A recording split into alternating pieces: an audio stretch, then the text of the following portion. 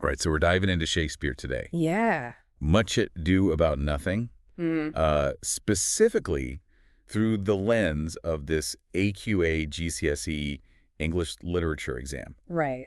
It might seem a little niche, but trust me, even if you're not prepping for that specific exam, Yeah. this is going to be super insightful for understanding the play and really Mm. any piece of literature. Yeah, and it's interesting because this exam guide, Right.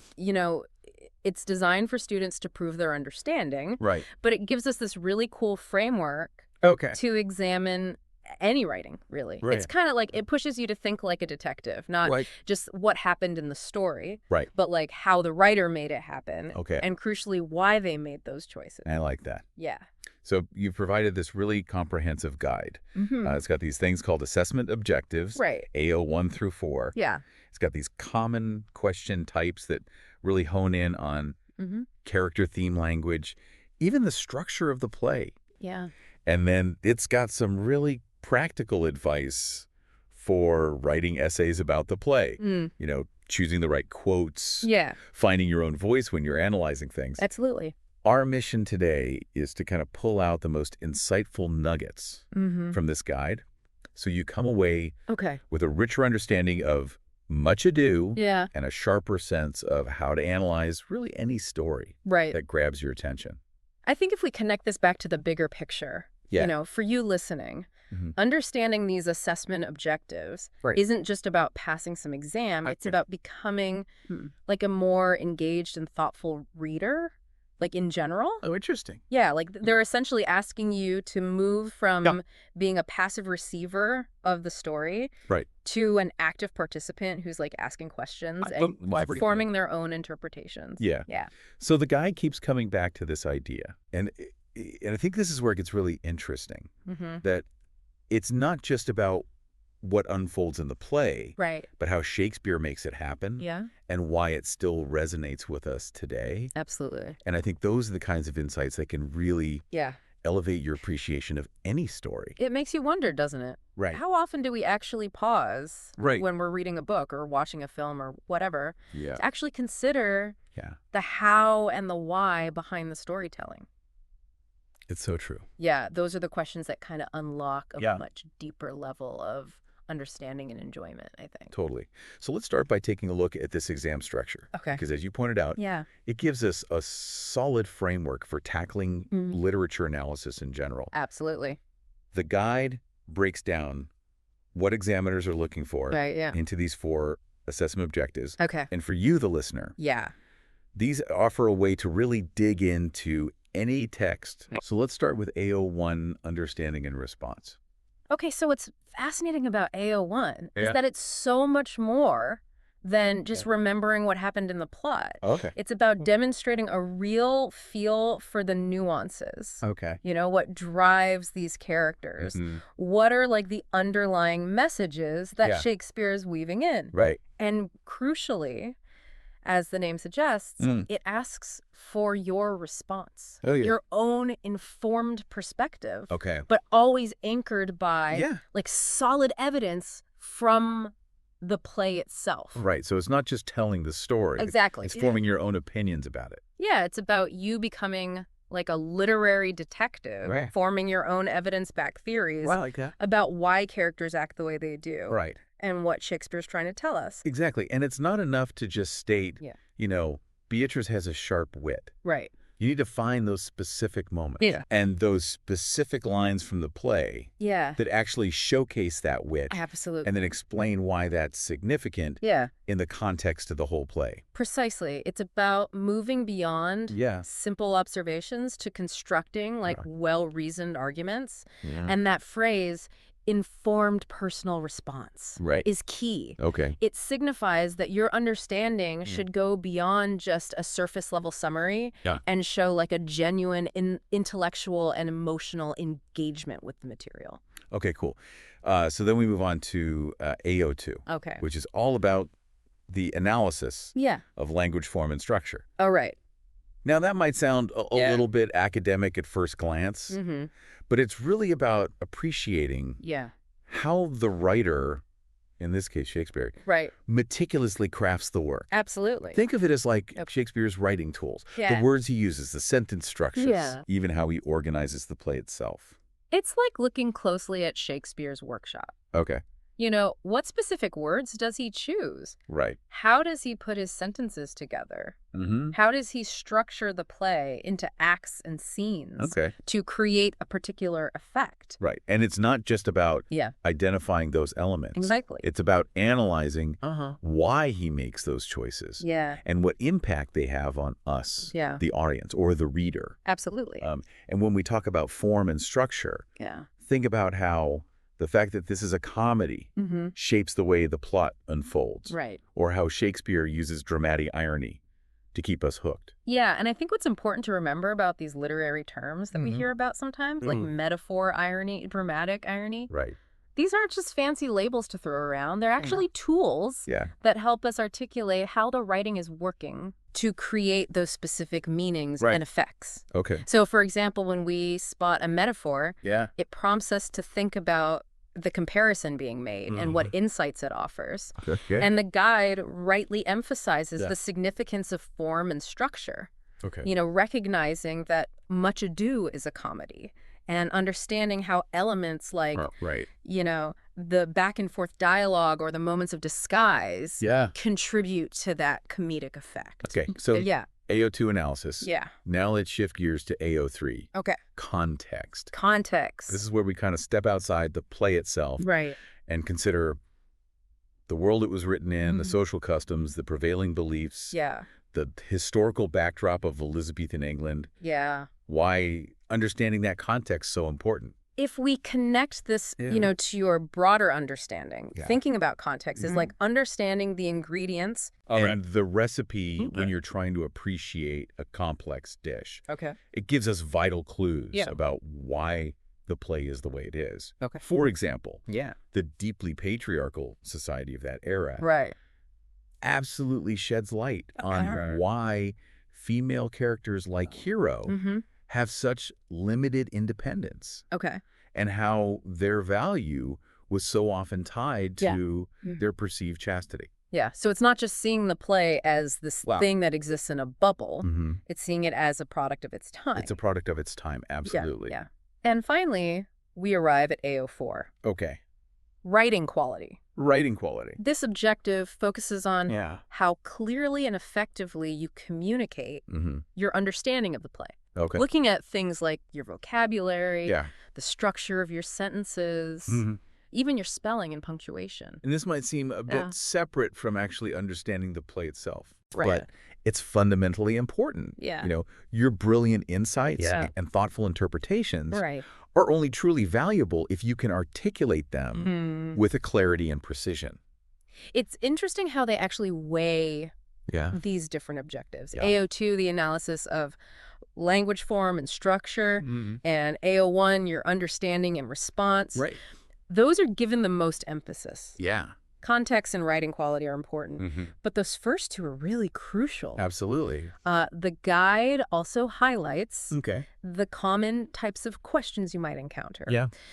They often focus on specific characters like Beatrice or Benedict, or exploring key themes like love or deception, analyzing Shakespeare's language, or sometimes even looking at the play's structure. And what's really common is they'll give you a short passage from the play and ask you to zoom in on that specific moment. And then zoom back out to connect it to the broader themes and ideas of the whole play. And that extract-based approach really pushes you to engage in close reading, to really wrestle with the nuances of the language in a specific moment. And then think about how that small snapshot fits into the larger narrative and the big ideas that Shakespeare's exploring. Okay, so we've started to decode what the examiners are looking for and really what any engaged reader is looking for when they delve into a piece of literature. Absolutely. Now let's shift our focus to mastering the art of answering those questions. Right. Or really the broader skill of articulating your understanding effectively. The guide offers some really valuable advice on how to structure your thoughts when you're writing about the play. Right. What's interesting is that this recommended essay structure, the classic intro body paragraphs conclusion, isn't just a recipe for exam success. Yeah. It's actually a highly effective way to organize your thinking and present a clear and persuasive argument about pretty much anything. Absolutely. Whether you're analyzing Shakespeare or trying to make a point in a discussion. Exactly. So the introduction needs to immediately address the specific question being asked. Okay. And lay out your main argument, your central thesis statement. Think of it as your opening statement in a courtroom. Okay. You're declaring your interpretation right from the outset. Yeah. And the guide suggests, briefly touching upon the context of the play and Shakespeare's likely intentions. And that can really add weight to that initial impression and show that you're thinking beyond just the surface level. So the intro is like a roadmap. Exactly, yeah. It tells them where you're going and what the key points of your argument will be. Then come the body paragraphs. Right. Which form the heart of your argument. The substance. Yes. And the guide advises. Yeah. Focusing each paragraph on a single distinct point that supports your thesis. Yeah. Each paragraph should begin with a clear topic sentence that signals the main idea. And then the real substance comes after that topic sentence. Right. And each point needs to be backed up with textual evidence, quotes from the play. Absolutely. But as the guide stresses, just dropping a quote in isn't enough. No, the real analytical work happens in that detailed explanation and analysis that follows the quote. Right. That's where you delve into Shakespeare's specific word choices, any literary techniques he's employing, what the intended effects on the audience or the reader might be. Yeah, and then crucially, you must always circle back and link it all to those broader themes we discussed. Right. The specific characters involved and the historical context of the play. So it's not just about identifying. Right. It's about explaining the significance and impact. It's the so what of your analysis. Okay. Why does this particular word choice carry weight? How does this structural element contribute to the overall meaning of the play? And while the guide mentions useful structures like peel, point, evidence, explain, link, it also points out it's the depth and quality of your explanation that truly matter. Absolutely. Finally, the conclusion brings it all to a close. Right. It summarizes the main points, restates your thesis in a new and fresh way, provides that sense of closure. The golden rule here is no new ideas in the conclusion. Exactly. The conclusion is your final opportunity to leave a lasting impression. And to reinforce your overall interpretation of the play. Okay. It should feel like a well-earned and logical end to your line of reasoning. So let's turn our attention to using quotations effectively. Okay. The guide provides some really valuable advice. Yeah. It highlights the importance of selecting quotes that are relevant and impactful. Right. Often shorter, more focused quotes can actually be more powerful than these lengthy chunks of dialogue. You want to select those gems of language that really encapsulate the point you're trying to make and offer rich material for analysis. Exactly. Sometimes a single, carefully chosen phrase sometimes just one phrase can speak volumes. And weaving those quotes smoothly into your own sentences is absolutely key. Absolutely. Instead of dropping them in like these standalone blocks of text that you want to integrate them. They feel like a natural part of your argument. That seamless integration demonstrates a real command of your writing and your understanding of the text. It makes your essay feel more cohesive and less like a patchwork of disconnected ideas and borrowed words. And of course, always double check that you've transcribed the quote accurately and use those quotation marks correctly. Absolutely. But as we touched on earlier, the most crucial aspect of using quotes is the detailed analysis that follows. Exactly. You need to really dig in to the connotations of the individual words Shakespeare uses. Identify any literary devices and explain the overall impact of that passage on our understanding. It's about carefully unpacking those layers of meaning embedded within the language itself. So it's not just about finding a quote. that mentions the word love. Exactly. So it's about dissecting how that quote Yeah. reveals something about the nature of love as it's portrayed in Much Ado. What are the subtle implications? Yeah. What are the underlying emotional tones? Okay. That's where your insightful analysis truly shines. Okay, which leads us perfectly to developing your own analytical voice. Yeah. The guide encourages you to move beyond simply summarizing what happens and start offering your own interpretations of Shakespeare's choices and their effects. Cultivating that analytical voice is what elevates your writing from being merely descriptive to becoming truly insightful. Okay. It shows that you're not just recounting the events of the story, but you're actively thinking critically about its complexities and offering your own informed perspective. And the fundamental question to continually ask yourself is why? Why? Why did Shakespeare make this choice? Why this characterization? Why use this imagery at this moment? Exploring the potential reasoning behind those creative decisions demonstrates a deeper level of engagement. That's the path to moving beyond the obvious and developing a truly analytical voice. So we've talked about the exam. Now let's immerse ourselves in the play and unpack some of those core themes. Let's do it. The guide points to love, deception and appearance versus reality, gender roles and expectations, and honor and reputation. So let's begin by focusing on the theme of love. Okay. What's so striking about how love is presented is its sheer variety. We see that seemingly straightforward romance between Hero and Claudio, which, as the plot unfolds, is anything but simple and straightforward. Then we have the more complex, witty, and combative relationship between Beatrice and Benedict. The play seems to be actively interrogating the very essence of love. Okay. Is it this genuine and spontaneous emotion? Or is it something that's largely constructed and manipulated by social pressures and external forces? Interesting. And the play links love to games, tricks, disguises, which makes us question the sincerity the emotions being portrayed. The deliberate juxtaposition of these two contrasting romantic pairings. Hero and Claudio's conventional courtship versus Beatrice and Benedict's reluctant and witty journey toward affection really allows Shakespeare to explore these different and conflicting facets of love. And then we have that central theme of deception. Deception. And the blurring of the lines between appearance and reality.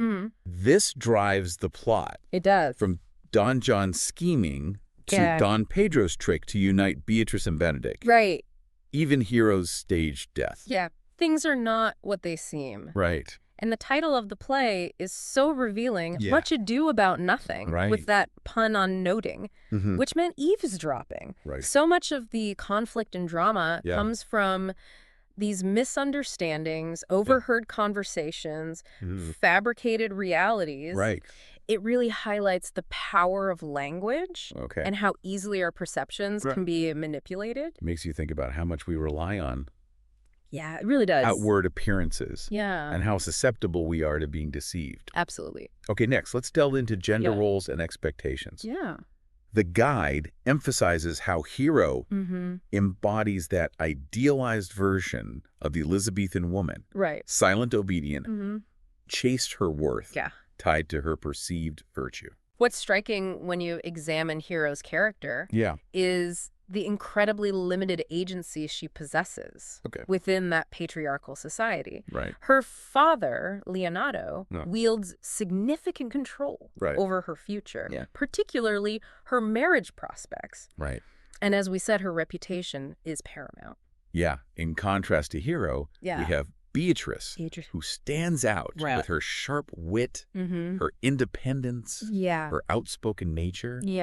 She critiques the limitations placed on women. She does. And resists those expectations of a subservient marriage. Through those contrasting female characters, Shakespeare seems to be both reflecting the norms of his time and subtly questioning them. It's like he's presenting these ideals and then giving us Beatrice who pushes back against them. Exactly.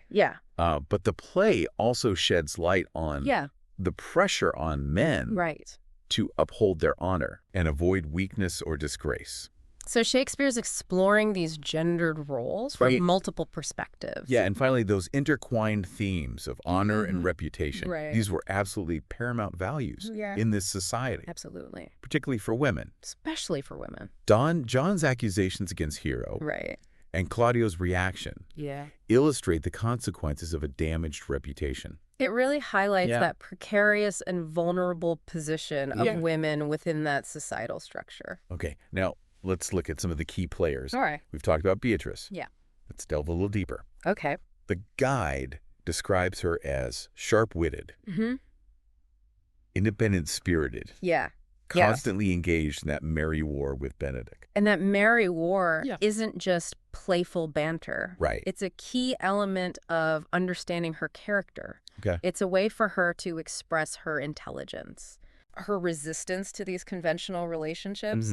But there are suggestions of a past emotional wound there. Interesting. Yeah, hinting that there's more depth beneath that sharp and witty exterior. Then we have Benedick. Right, Benedick. Who's initially presented as the confirmed bachelor scorning marriage, reveling in his independence. His initial staunch opposition to marriage seems almost like a defensive posture. Okay. You know, he prides himself on his bachelorhood, perhaps to mask a deeper fear of emotional vulnerability. Interesting. Yeah. And then his transformation reveals how susceptible even he can be to love. Especially when his pride is gently nudged. Okay, then there's Hero. Right, Hero. We've talked about as embodying that ideal woman. The guide emphasizes her beauty, her kindness, her obedience, and highlights how deeply she's affected by those accusations. Yeah. Her passivity stands in contrast to Beatrice's assertiveness. Hero's character really underscores the limited power and agency that women typically held in that social context. She's defined by her perceived purity, and she relies on the men around her